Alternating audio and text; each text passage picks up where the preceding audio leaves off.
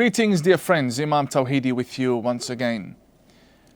We're hearing news coming from Austria that the Chancellor, Sebastian Kurz, has decided to expel up to 60 Muslim Imams and close down several mosques. Now, while this may come as a surprise from Austria, since we don't really hear Austria much in the news, it comes at a time where, in reality, much attention is needed when dealing with radicalization, Islamism, militant Islamism, the spread of the fundamental teachings of Islam, and so on and so forth. Now, the main reason why I would like to address this issue is very clear. A man such as Sebastian Kurz has clearly understood the threat of the presence of these Imams within his country. Now, why on earth would other countries be upset at the decision of the Chancellor of Austria?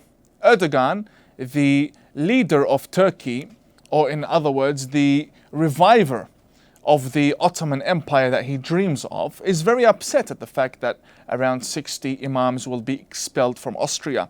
Why? Because he worked very hard to train and groom them to spread his caliphate, and he wants to make sure that his missions across Europe actually succeed. Well, now that they're being sent back home to him, he's not very happy. Well, Erdogan can go to hell. He is a man that has no respect for himself or for human rights, and all what he worries about is sectarian agendas and creating a divide within the international diplomatic community. We have no respect for Erdogan or his bloody missions that bring nothing but violence to this planet.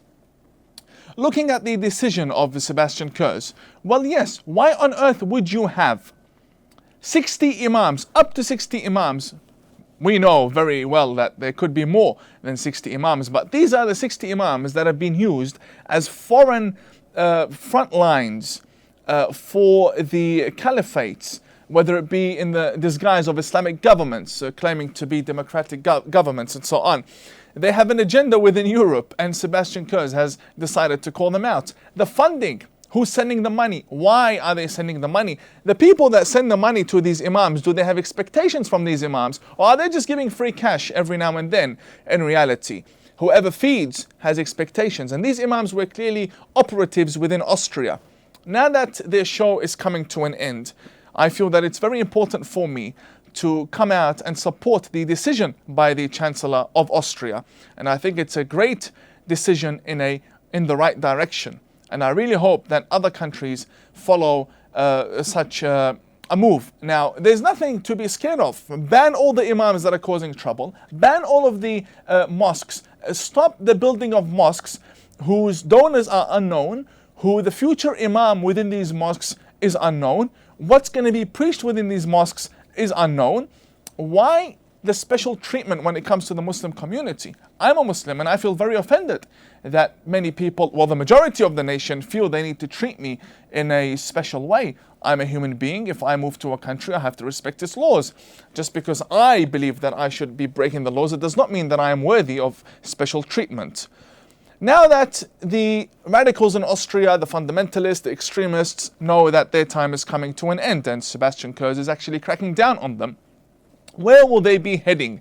Will they turn around and say, okay, let's go to Canada, let's go to Australia, let's go to other countries such as the United Kingdom, maybe we'll have a future over there, and the funding keeps rolling? I think it's time that our leaders actually wake up and say, look, the doors are open. What's going to happen? They're going to whinge and whine for 2-3 months, a few protests, maybe a few articles online, and then everything returns back to normal. People forget about it. No more radicals welcome in Austria. Radicals will never think of applying for a visa in Austria, and Austria wins. It's as simple as that. In Canada, we have a pretty Justin Trudeau who believes that the returned ISIS fighters are actually reformed jihadists. What exactly is a reformed jihadist? I don't know. He's being reported on in the media that there's this notion going around about jihadists being reformed individuals. We're struggling to reform the non-jihadist extremists who are born in Canada, born in America, born in Australia, born in the UK, who haven't necessarily taken up arms. We're struggling to reform them. And all of a sudden, Einstein of Canada has the solution to reform not only an extremist Muslim, but reform a jihadist that has actually gone and trained and killed and raped people overseas and pledged allegiance to ISIS. He wants to reform these people. Well, how exactly are you going to reform them? In fact, what does reform mean when it comes to reforming a jihadist? So, before they used to kill people with bombs and suicide vests, and now they're reformed. They're using knives and guns. And what exactly is this terminology, and how do you come up with these terminologies? In reality, I believe that the stance taken by Sebastian Kurz does not make him an Islamophobe, does not make him right-wing. It makes him, in fact, someone that values human life and loves life. Why would you want a death cult running amongst your nation? And I could be called a fake or a mouthpiece for the West. In reality, I love human life as well, and I value human life. And if we fled from jihadis and death sentences by Islamic governments to move to the West, and we've integrated with the West and abide by its laws and its way of life, and we respect its host culture, I do not believe why we should tolerate the same radicals that we ran away from to come here and become our neighbors and join us in schools and universities and shopping centers. I actually believe there's more to that.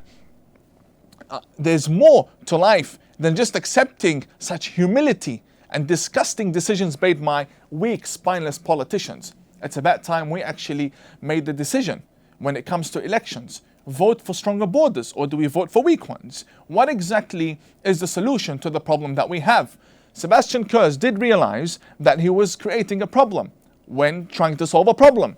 But we're dealing with an ideology that solving its problems is a problem itself. Whatever you do, you'll be painted, placed in a certain category, whether you be an Islamophobe, a right-wing, a Zionist shill, whatever. In reality, the truth is the truth. Jihadists have no room in the West. And the West is changing because people are waking up. We live in a community where people are very well educated and aware about what's happening around them. There'll only be specific areas and places where such nonsense is tolerated. Reform jihadist. Don't waste my time. You know a jihadist will never be reformed. You know they don't believe in the democracy that you are using to protect them and give them rights. We know this is a joke. We know what is happening. And people are waking up. And I congratulate Austria for the decision it has made. And I hope to see that during our time, other governments can actually make the same decision. If there's an extremist mosque, it shouldn't operate. If there is a jihadi, should not be walking the streets. If there's an imam in our country that is here to spread hate and the fundamental versions of Islam that every reformed and moderate Muslim ran away from, these people should not be present in this country. And especially if they are acting as a front for other governments, other Islamic governments such as Hamas, such as the Iranian regime, and so on and so forth. I leave you with this very short and brief message. Believe in the truth when it comes to dealing with extremists. Do not cower behind policies and the funding of Saudi Arabia and Iran and so on. Do not sell your countries. Believe in yourself. Because what you are doing now as politicians, you are actually writing history. Do not allow yourselves to be placed within the darkest pages of history and to be known as people who destroyed the country that the future generations will live in. Thank you very much.